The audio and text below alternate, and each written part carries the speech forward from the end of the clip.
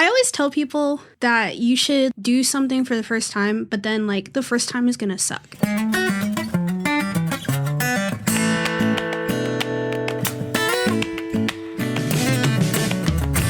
Welcome to another episode of Chewing the Fat. I'm your host, Big Rob. Thank you so much for tuning in, downloading the podcast. I certainly do appreciate that. And thank you for your support by buying me a coffee at chewingthefatbr.com. It helps the podcast to keep rolling, and it lets me know that I'm doing something you should want to hear. I'm trying my best to get some just quality guests for you that have those beautiful, messy human stories that we love to tell here on the podcast, and maybe give you some hope to find that there are ways to keep the darkness at bay. One of those people and a shining light in my life is a friend that I met working in retail. Please welcome Shae Abdon. Shae. Woo! Now, you may know Shae by her moniker Artsume Shae. She is an artist. She has her own digital comic that you produce, which is amazing, Space Ultima. And then, like I said, we met working in retail, in the pits, in the retail. And but I think just as creatives, we kind of had this camaraderie instantly in some of the stuff that we would do in creating. So I just loved getting to know you, and I can't wait to get to know you more. Yeah. Thank you so much for being here. Of course. So Shae, are you from the Augusta area? No, not originally. I'm what they call a military brat. Okay. So the occupation of my father definitely took us most places, or a lot of places around the world. So I think 2011 is when we moved to this area. And it's kind of wild now thinking about it. It has been so long, and probably the longest place I've ever lived. Oh, wow.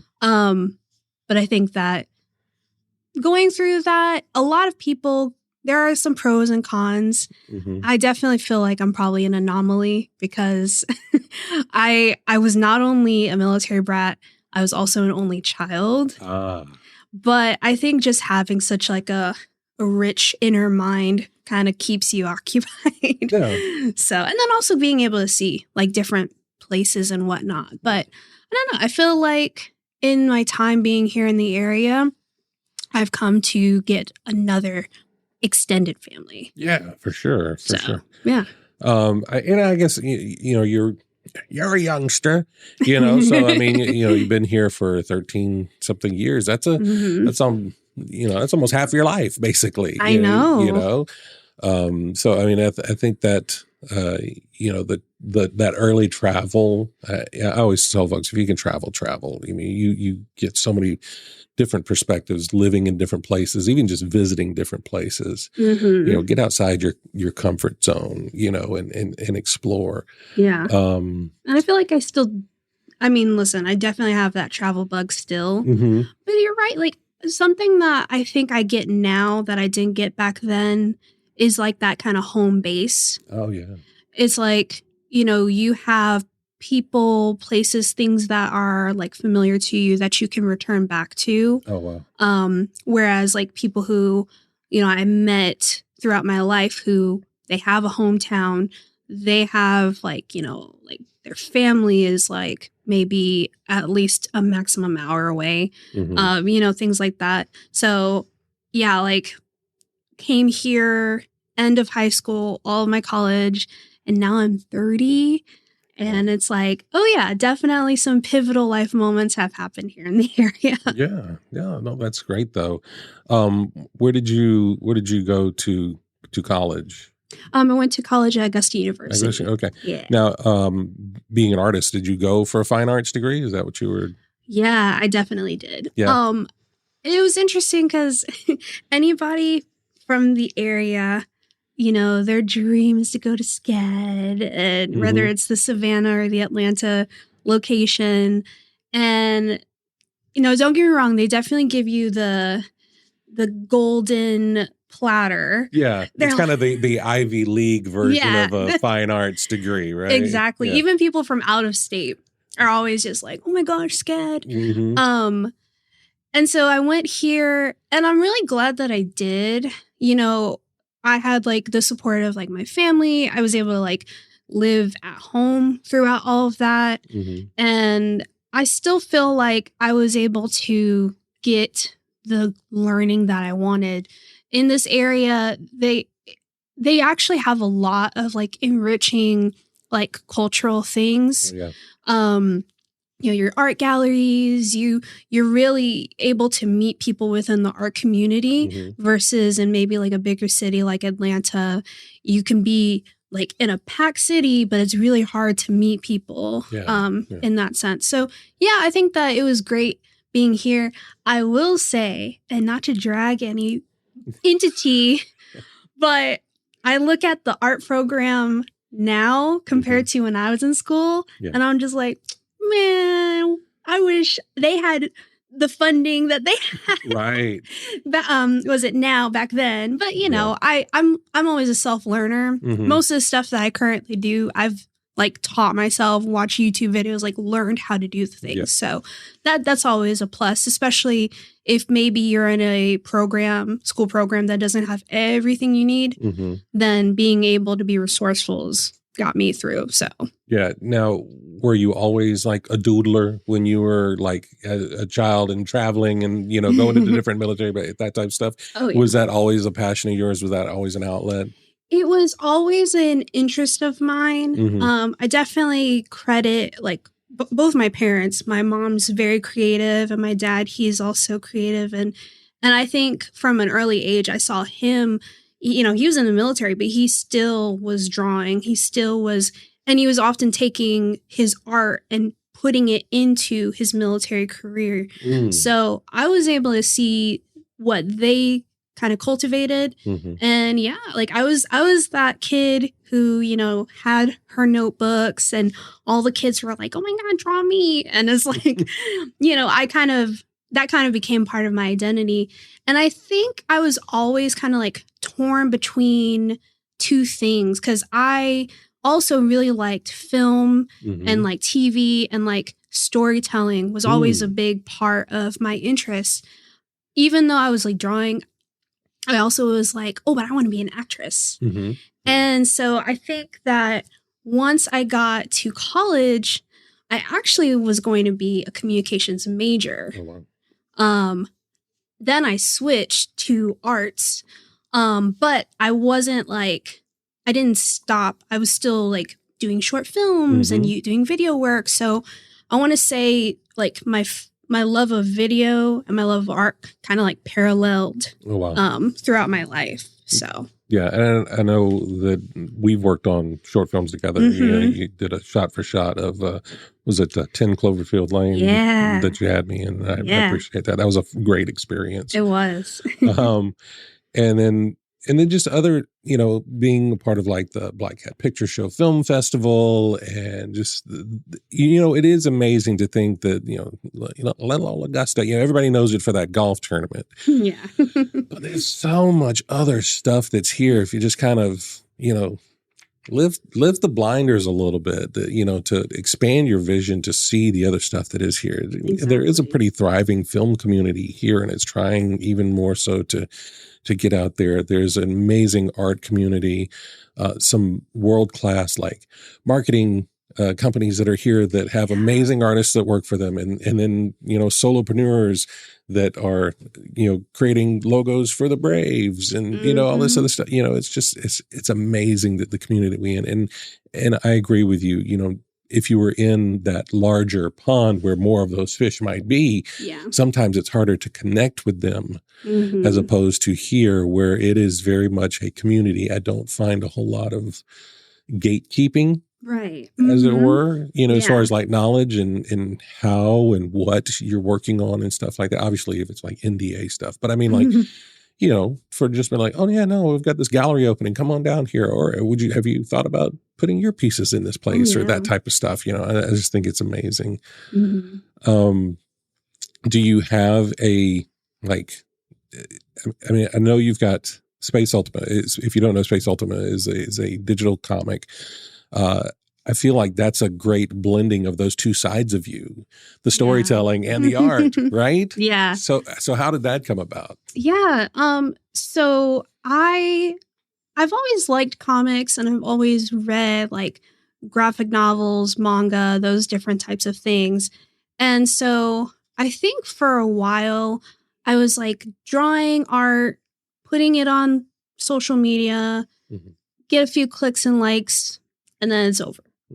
And Space Ultima actually isn't even my first venture into digital comics, which that's a whole other part. We can talk about that later. But ultimately, I was like, I think a comic, building an expanded universe, building something that can have a community like around it, where people are engaging with it, engaging with my art in a different way that's not just like a few likes.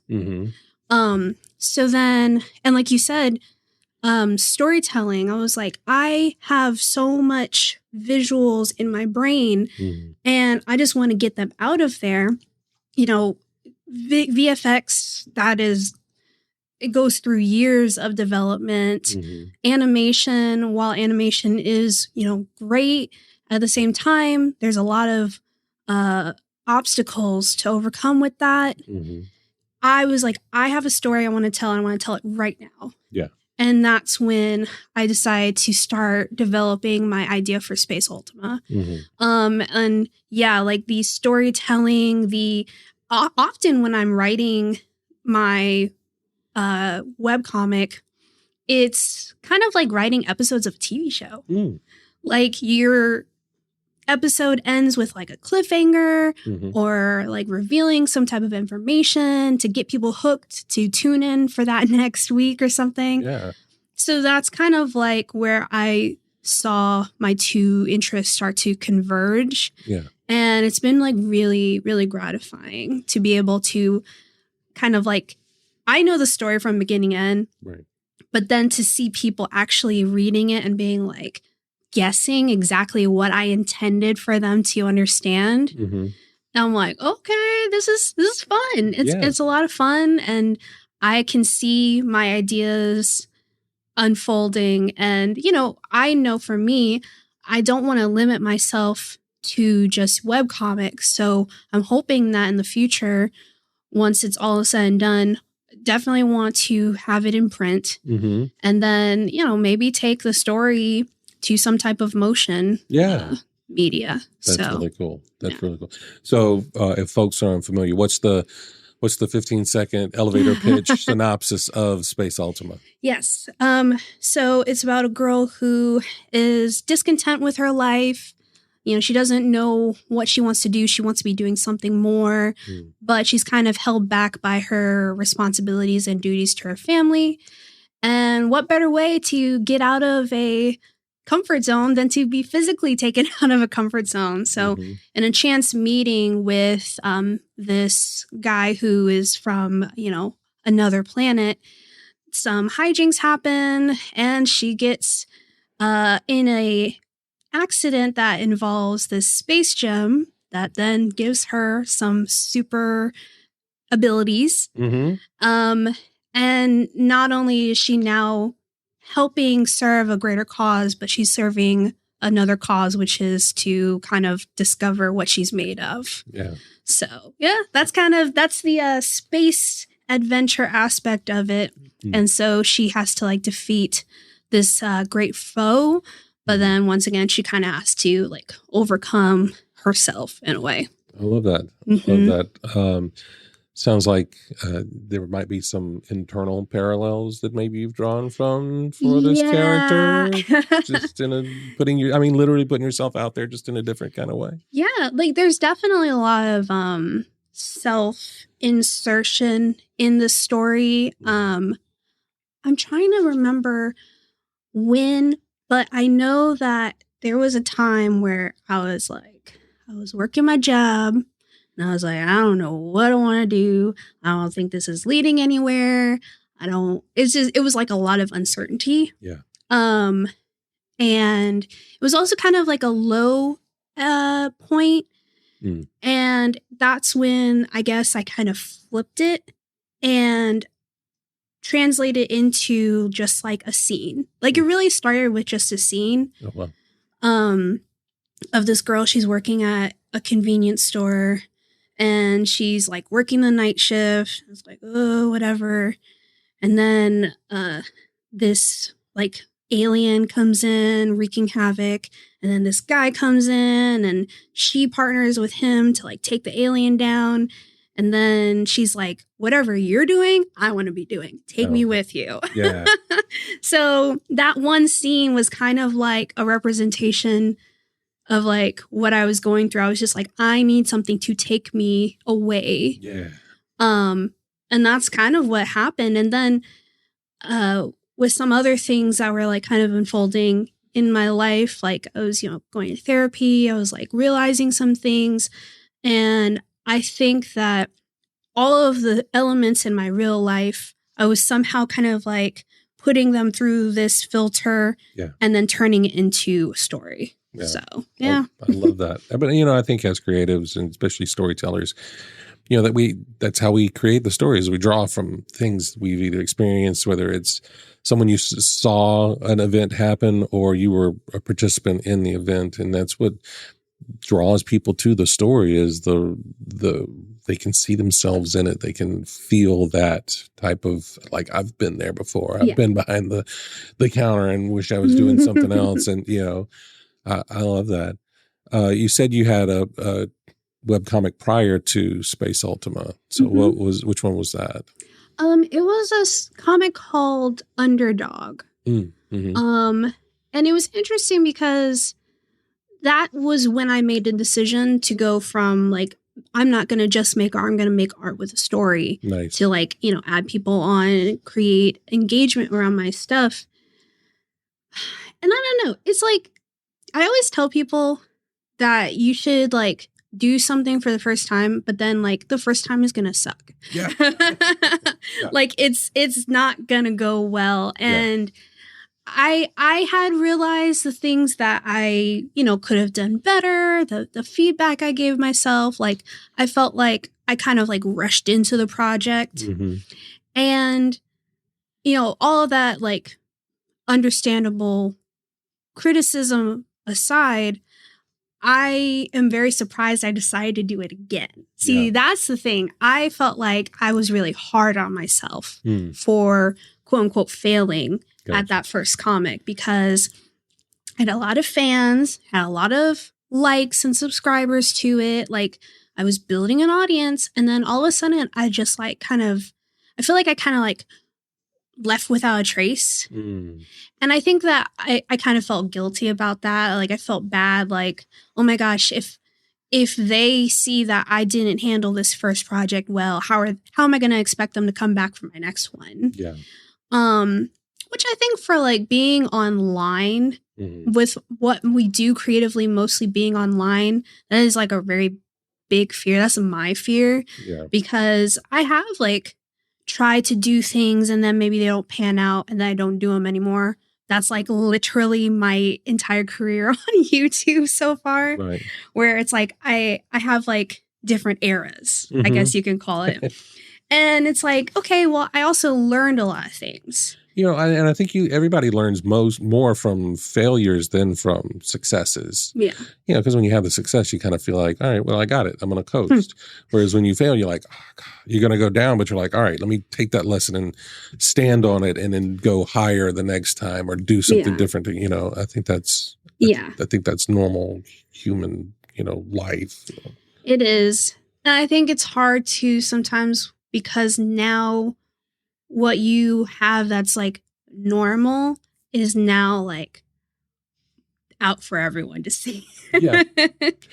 And, I mean, it's scary especially when you're talking about it's web, it's global.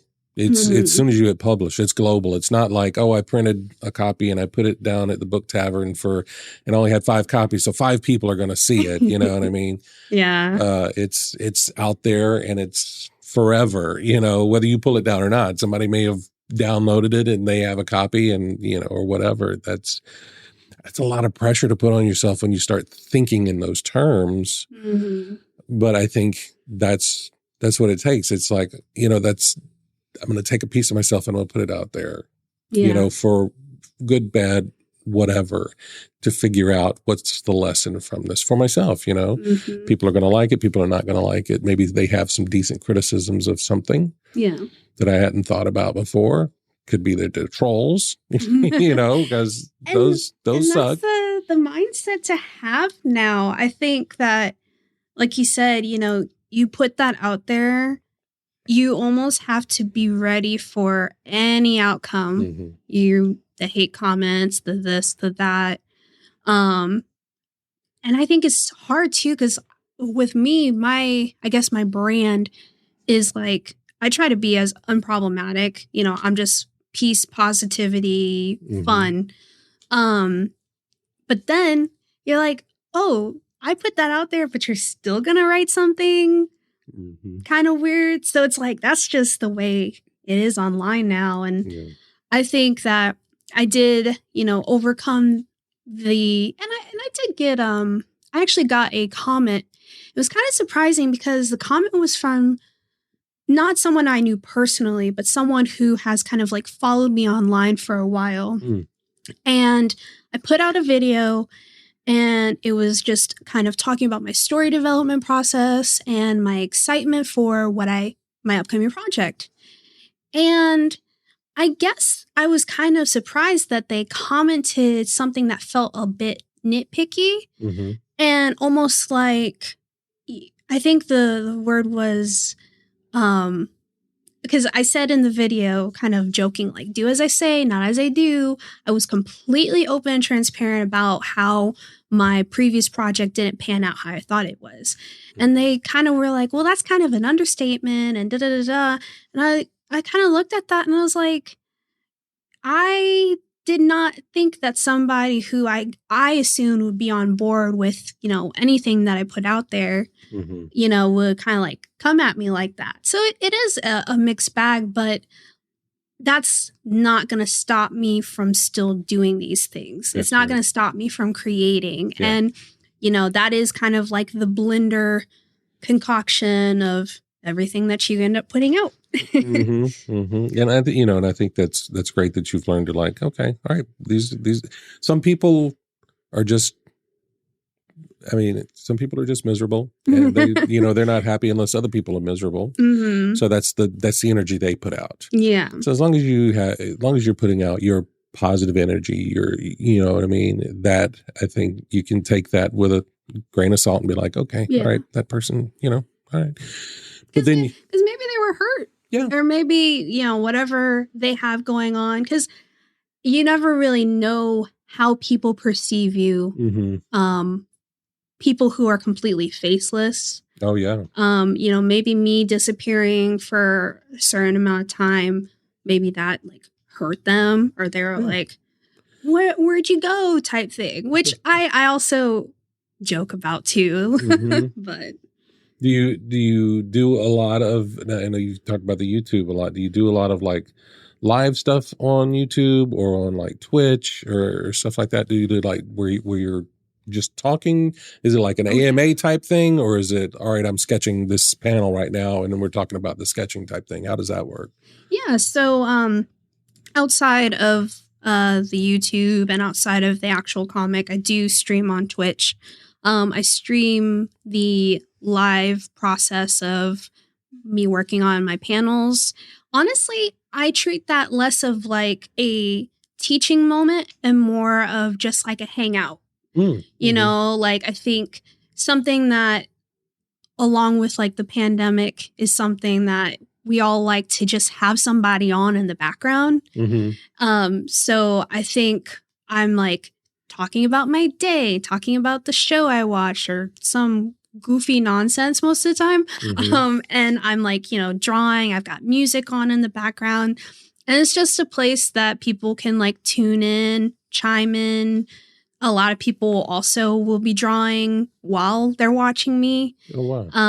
And then also too, if someone does chime in with some curiosities about my process, or, I've had people ask, how do I use this in Clip Studio Paint, the program that I use?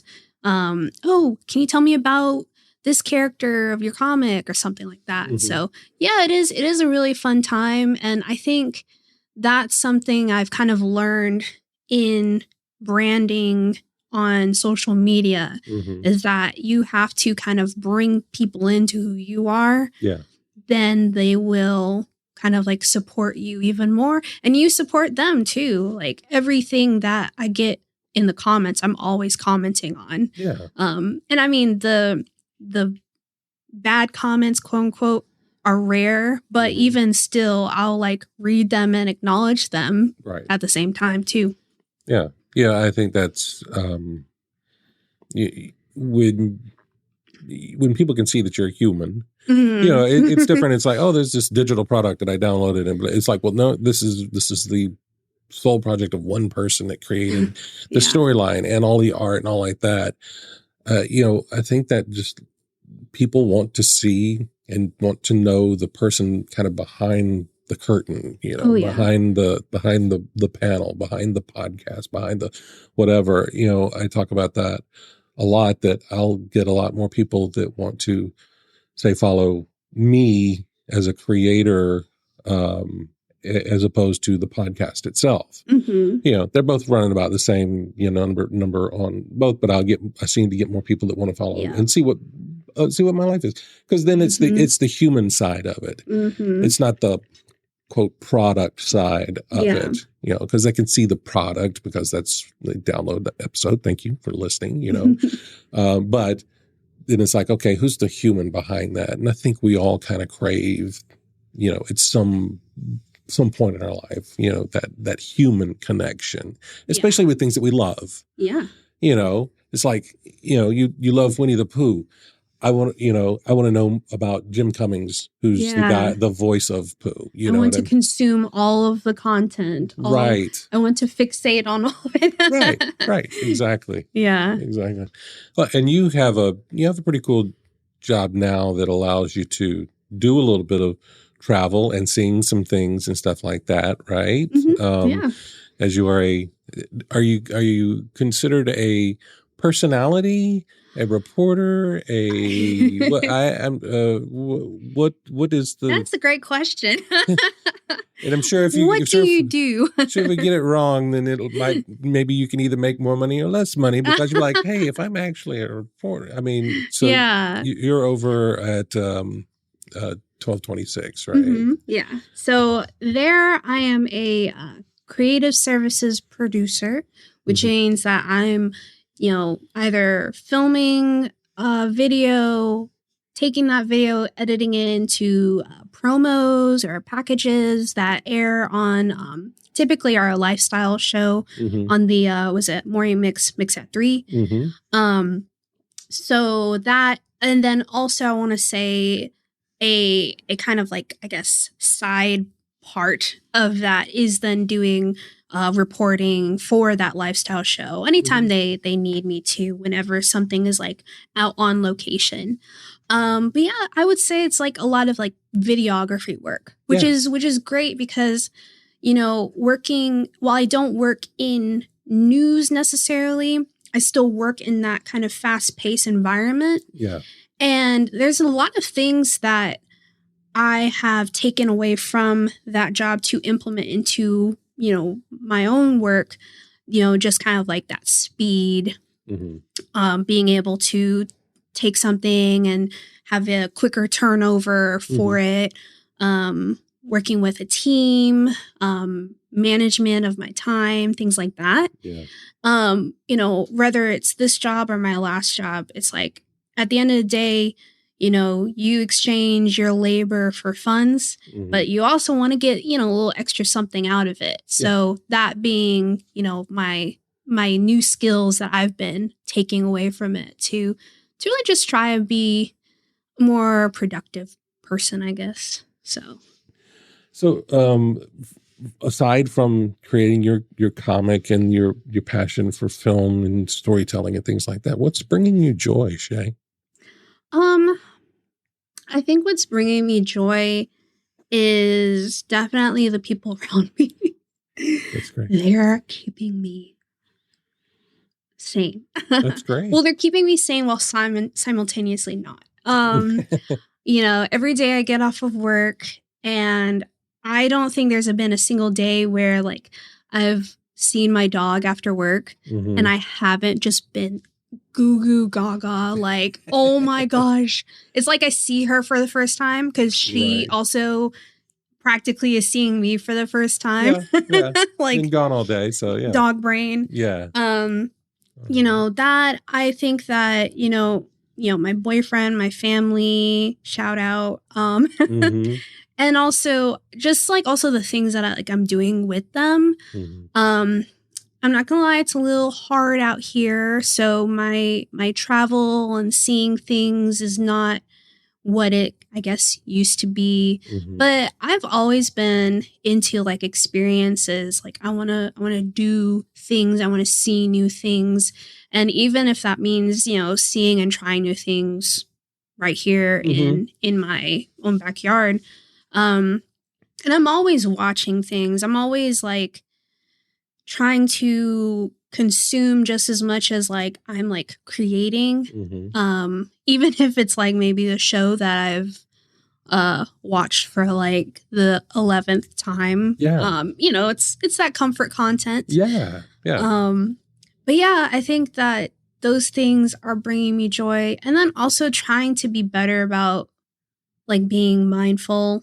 Looking at the drive to work, like actually like looking at it versus just like going. Right. I think that seeing things and like really seeing them kind of gives you like a moment to like kind of stop and be like, oh, that's cool. That's something new that I've consumed and I've digested. But yeah, that, and then also the small things, like I have a complicated relationship with social media. It's like on one front, it's like I like seeing like funny videos on TikTok and like looking at pretty things on Instagram. But then I also remember like, oh, I probably should be not spending all my time doing that. Right. Yeah. It's the little things. I mean, I think that we have like there's been like a strict routine given out to everybody. It's like, if you want to up your productivity, if you want to be the best in this area, be the best in that area. But then at the same time, it's like, you just got to take the guardrails off every now and then. So yeah, it's just kind of been like little things like that to kind of get my mind off of some of the things that I cannot control, which is very hard because I am a control freak. So if anything, that's kind of my double-edged sword.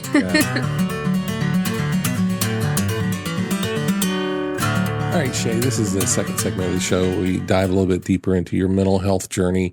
I'm a big believer that the more we talk about it, the less scary things like discussions about depression or anxiety or those things that just feel like they weigh on us are. Because I believe that, depression wants to tell you you're alone. And when you hear other people, it's like, hey, I've been through that too. It takes that power away. So for you, how do you keep the darkness at bay? It's kind of funny. It's like a perfect time to, I guess, talk out that plan. Mostly because I think lately it's been a different type of, I guess, darkness, where it's like in the past, it's kind of been my direct environment versus now, and maybe call it growing up. It's things that are, external. And like I said earlier, spending time with, my family, spending time with my boyfriend. I will tell him, like, if I have the day off and he's working, I'll just be like, okay, when you get off of work, I need to be out of the house. I need my out of the house time, touch grass, breathe air. Because I do think that it's like, take, for example, social media. It's like so much. It's the world, but at the same time, it's also gives you kind of this like tunnel vision. Yeah.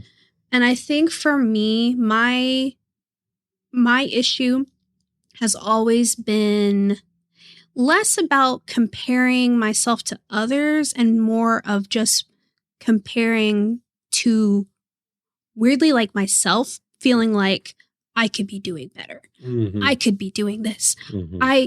Why aren't I doing this? Why isn't this out quicker? Well, first of all, you're a team of literally one person. Right.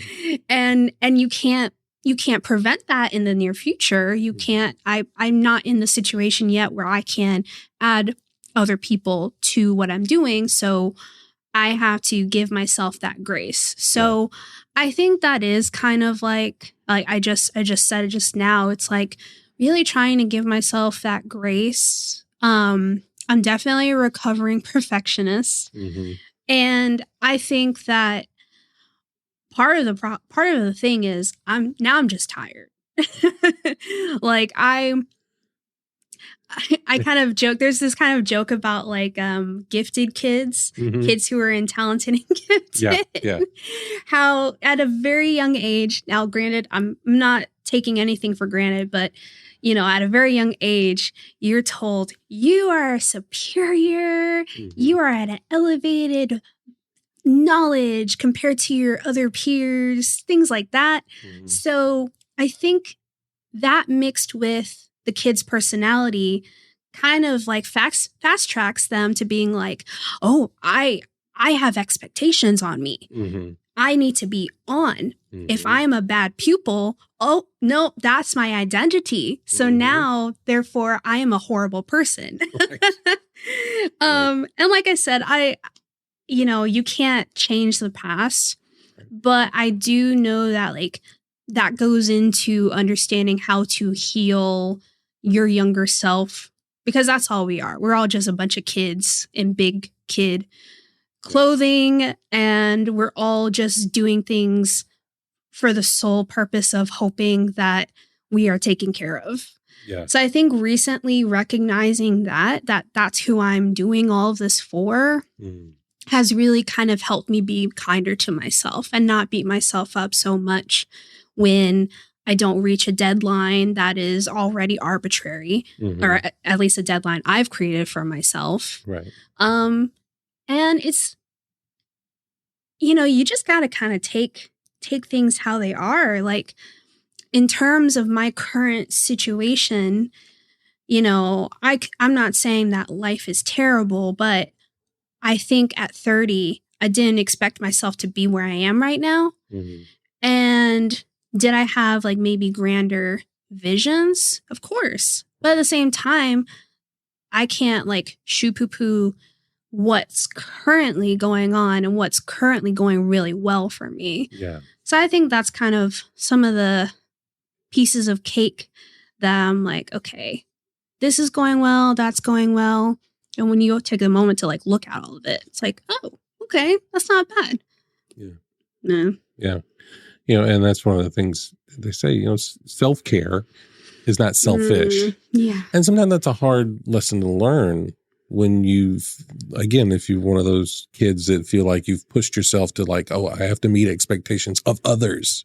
And you get to adult and you're like, no, actually, I don't have to meet expectations. I need to meet expectations of myself. Yeah. And sometimes that midday nap is the self-care that you need. Gosh, I'm sorry. Sometimes it is. I don't know why as a child I thought taking naps sucked, because they do not. I feel like my body is catching up. Yeah. It's like, you could have been taking naps. We need it back. Yeah, and it's I think it's a maturity. It's as you get older, you see these things and you start seeing them more plainly. And the more that you see them, the more that you see those, because you're a very giving person of your knowledge, and you see that kind of next generation or those people that are coming up, and you're like, hey, by the way, let me go ahead and tell you this now, because it took me, I wish I had learned it 10 years earlier, do stuff for yourself and don't be so hard on yourself. Yeah. And I posted something online. It was like, you can also burn out on the things that you enjoy. Mm. And I was like, because that's so true. I think that's my biggest thing is that I'm like, I like to draw, obviously. Mhm. And I want to say that webcomic work is the most time consuming hobby. And I Mhm. say hobby because you don't get paid for it out the Mhm. get-go. Like there are ways like Patreon and things like that, and that's down the pipeline, I hope. But you are kind of doing a lot of work for an outcome that's going to present itself but later. Mhm. So I think for me, I definitely can like be very workaholic when it comes down to that. Mhm. And it's funny, like my boyfriend, if I'm type A, he is definitely type B. Mhm. And when he on his day off mows a lawn or does something house related, I'm like, yay, good job.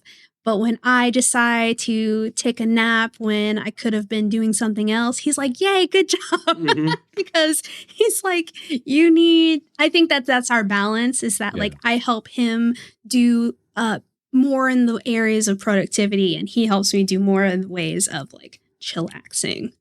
And yeah, that's the give and take. It's like, okay, I already did so much. I mean, maybe it's time blindness, but Mhm. sometimes I will like literally work on my webcomic a whole day Mhm. and still feel like I didn't do enough or still feel like I could continue doing it. Mhm. And I think it's interesting when you're doing something creative or just doing something that you're kind of like sat. Mhm. You know, you think, oh, I'm not doing physical labor. I can keep going. I can do a few more hours of this. But no, because what I'm going through now, like, oh my gosh, I have so much tightness. Mm. You know, there are creative and art related injuries. Yeah. And I keep trying to warn myself, just be like, okay, remember, like, you don't want to end up like that because if I dislike being unproductive now, Wow. I'm going to, if I, God forbid, hurt my hand, I'm going to hate it because I won't be able to do any work towards it. Yeah. So just trying to like take my time and just like learn from what I have done and know that nothing's ever going to stop me. you cannot, I'm always going to be doing something, Mm-hmm. even when I'm only at 10%. So having that self-awareness, Yeah. I hope will make me realize, okay, if I just take a day off, we're good. But that's the thing though. Like, if you only have 10% to give and you gave 10%, that's 100% of what you Yes. had available. Yeah. And coming to that realization that every day is not 100%, that I don't have 100% to give. Mm-hmm. I may only have 70%, but if I give all 70%, that was 100% of what I had. Yeah. And realizing that that's okay. Yeah. And not beat yourself up for the 30% that you didn't have to give. Right. I mean, nobody would know that. Right. And that's except for me. you, and that's the thing is to give that kindness to yourself. Be like, hey, I'm running on 10% today. I'm going to give it all I got. And then I'm going to recover. Mm-hmm. And I'm going to let myself recover and give myself that grace. Yeah. I remember one of the things I keep reminding myself, because I was seeing a therapist for a good, like maybe 9 or so months, I think, before I discontinued my meetings with her. And within like the first session, she was like, oh, I know exactly what you need. And one of the things that she continued to tell me is she said, just because you can do something doesn't mean you should. And I'm like, I keep hearing whenever I'm, doing the most, I keep hearing her in the back of my head, like that little Jiminy Cricket. I'm like, I'm just gonna say Stephanie. I'm like, Stephanie, I need to honor you. I need to listen to your words. And Yeah, it's definitely true because it's always going to be there. It's like I said earlier, like nothing's gonna like stop me from continuing to produce and create. I just kind of gotta pace myself when it comes down to that, and yeah, it's fun, but at the same time, like they say, they say if you do something you love, you're never going to work a day in your life. That is bull crap. That is not true. You are going to work and you are going to cry and stress because it's your baby. Yeah. Like it's something that it's like if you took your arm and like gave it to somebody, it's like, this is a part of me. So I think it's kind of like that balance. Like we care about these things so much, but at the same time, we have to realize that, you know, people are going to like it. People are going to like it. You're going to put it out there. Whenever I'm like, I remember showing my boyfriend a drawing and I guess maybe the shading wasn't quite right or it didn't like make sense with like how the sun was hitting the character. I was like, this looks kind of weird. And he was like, what are you talking about? He was like, because I said, I didn't tell him what I saw. I just showed it to him. I was like, what do you think? And he was like, oh, that looks great. Thinking it was done, thinking I was fine with it. And I was like, I don't know. But he was just like, I don't understand. I don't see what you see. Yeah. As creatives, we get so in our head that it does take that like napping or stepping away or, you know, getting fresh air to like actually like level our own expectations.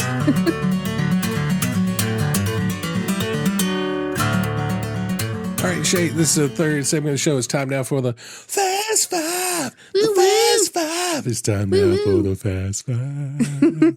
Fast Five. Fast Five is powered by Poddex. It's an app created by my friend Travis Brown. And if you go to chewingthefatbr.com/Poddex, it'll take you to the link where you can download the app yourself on your favorite mobile device. And it's great. It's created for podcasters, but they're great like icebreaker questions and stuff like that. So it's 5 questions, no wrong answers. Whatever first thing comes to the top of your head. You ready? I'm ready. All right. Question number 1.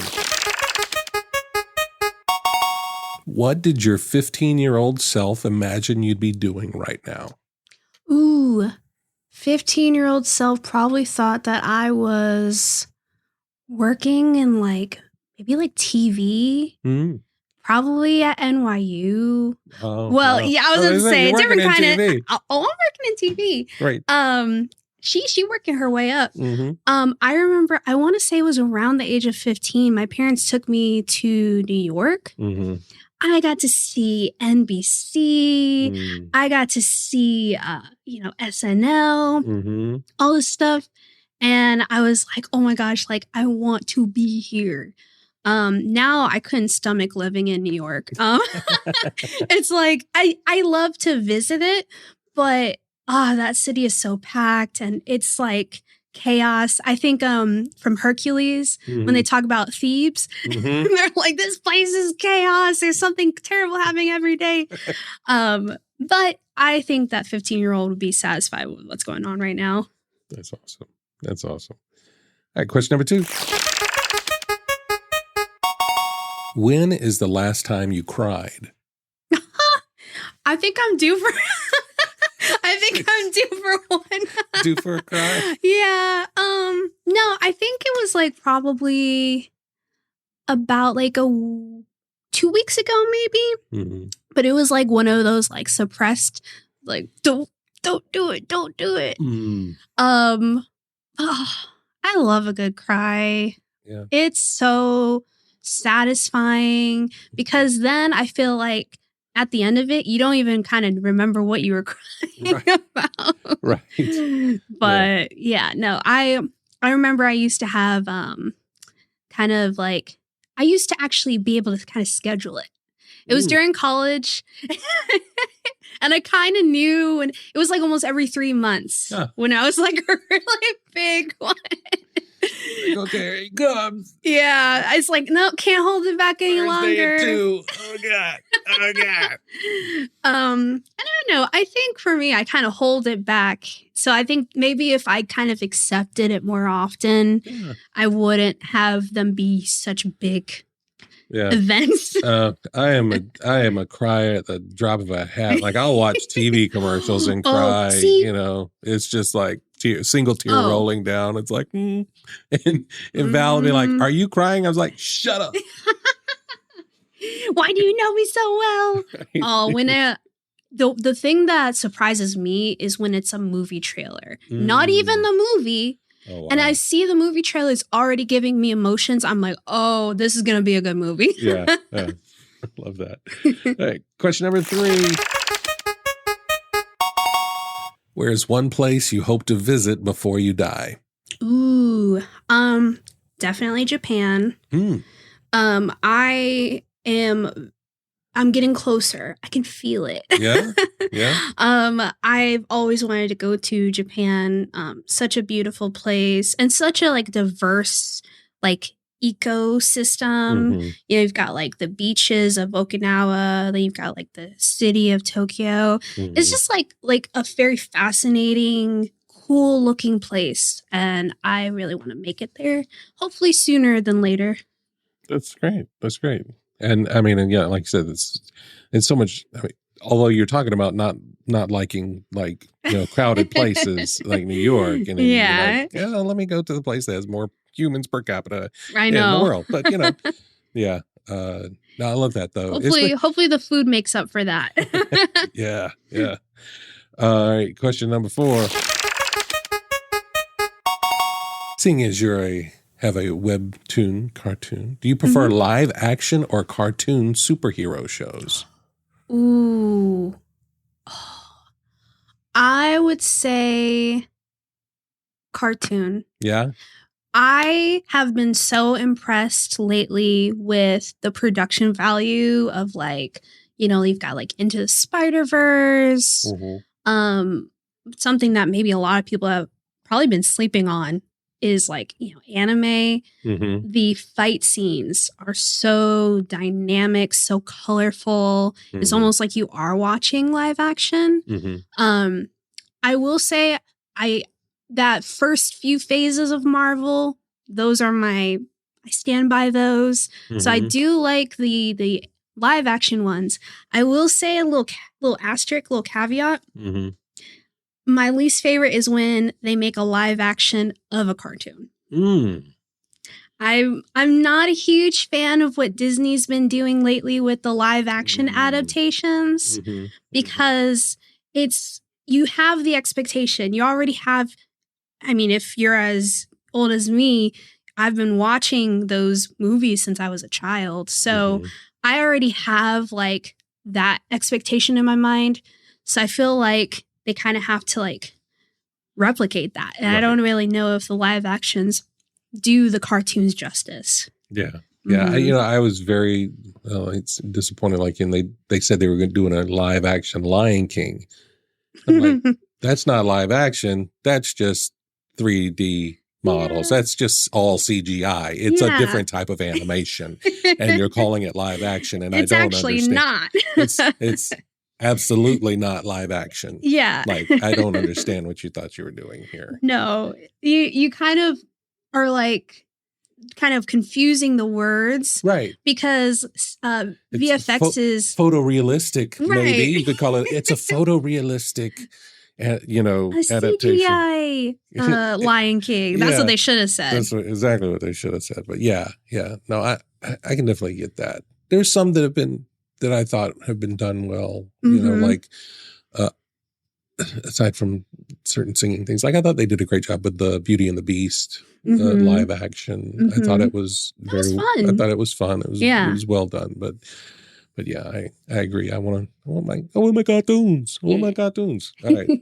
And question number 5. Sweet or salty? Oh, I have to have my sweet treat. Yeah? Yeah, I do. Yeah. It's just something that, like, earlier we were talking about self-care. It's just like one of those like tiny tiny things that just like make you feel good. What's the go-to?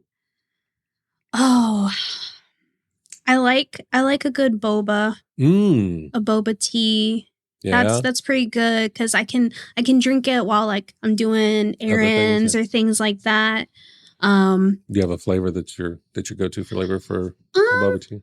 I do like the mango ones. I like the fruit centric ones versus like the chocolate or the caramel or things. Like usually I'm kind of like, give me a mango, give me a strawberry, pineapple. Have you had taro?